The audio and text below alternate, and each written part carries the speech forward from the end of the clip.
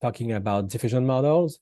So diffusion models are a class of generative models simulating some random diffusion process, transforming a data instance into a noise instance. So this has been inspired by physics in the sense that, you know, we are making analogies with the process of particles that are diffusing in a given medium from an high concentration part or medium to a low concentration one.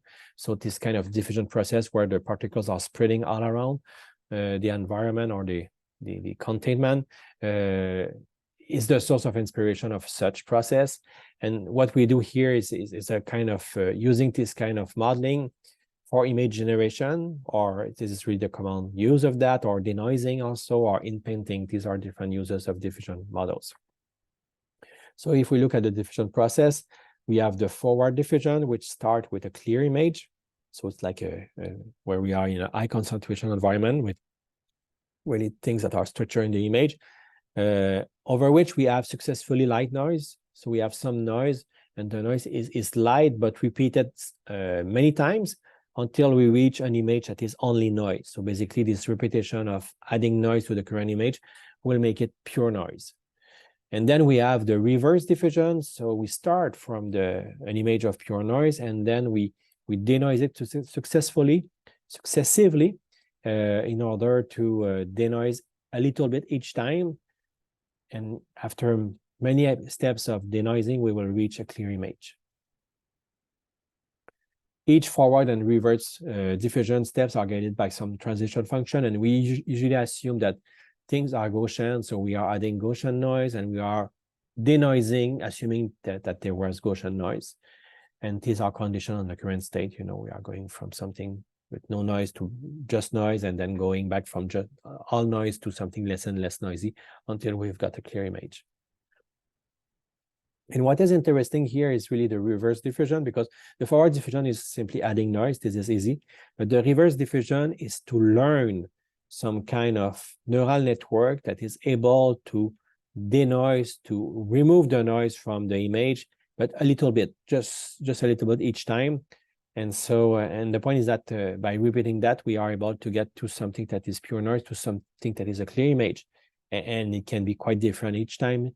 It's a process that is very interesting in its capacity to generate good results and to go from pure noise to something that is clean and respond to what we are looking for. An example here is given for the forward diffusion process. So we start from a clear image, and then we add some small noise here. So we have this clean image here. Then at each step, you can see that we are adding more and more white noise, Gaussian noise, up to some kind of image that looks like really not what it was before. And so this process is kind of straightforward. It's really just adding these values or modifying this to get every pixels to get more and more noisy and to be more and more modified, such that the image is really not just noise at the end. And when we go the other way around, we just start from the pure noise, and then we are using some kind of neural network that has been trained to remove the noise and can move from the pure noise to something that will be more and more clean. And as such, you know, we are using the images from the forward diffusion, which are built that way. So these are the guides that we use to train at first our neural network to remove noise. So we are training it on the opposite of what we've got when we are generating the noisy image with the forward diffusion. So as I said, the forward diffusion typically consists of applying Gaussian noise to the pixels. So we are repetitively applying this small noise to transform the image into a set of random values having a Gaussian distribution. So the intensity of the pixels is Gaussian distributed in the end. And we can vary that level of noise. It doesn't have to be fixed. It can be adjusted according to where we are in the sequence, according to what we figure out is providing the best results. So this is encoded in some kind of schedule, for example. We also have a reverse diffusion where the neural network aims at removing noise.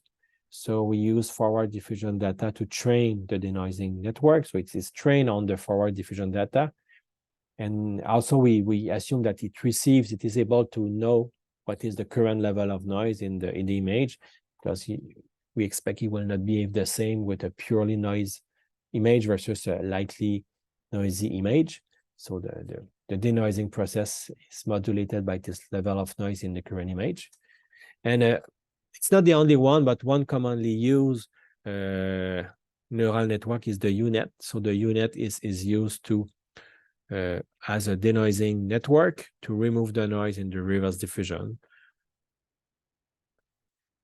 And also the point is that the reverse diffusion process can be conditioned. So we can, for example, provide some class target. We say from that noise, I want you to generate a cat. So we can get some guarantees that it will be a cat. Different type of cats, but always a cat or something else. Or we can directly provide some text query, like using a vector representation, lexical embedding, or even the output of a transformer network apply on text. So this is some kind of conditioning that we can use to train and then use the reverse diffusion process to generate something according to the condition provided. So the diffusion models are really capable of generating high quality images. This is really state of the art in terms of generative process for images. It is flexible, it can be adapted to different data types and work with complex data distribution. So it's not limited to image. It has been shown to be very effective with images, but it's not limited to that. And it works well with other data distribution. The weaknesses is that the generation process can be computationally heavy. It takes some time to remove the noise. We need to apply iteratively the neural network from the noisy image to something that is clear. So that can take a lot of resources just in terms of generation, and in terms of training that's huge. I mean, training a diffusion model on a big database can be very long. It's many good level of resources. I think that's something that benefit of having a lot of capacity, computational capacity, because this is intensive in terms of computation, in terms of training it.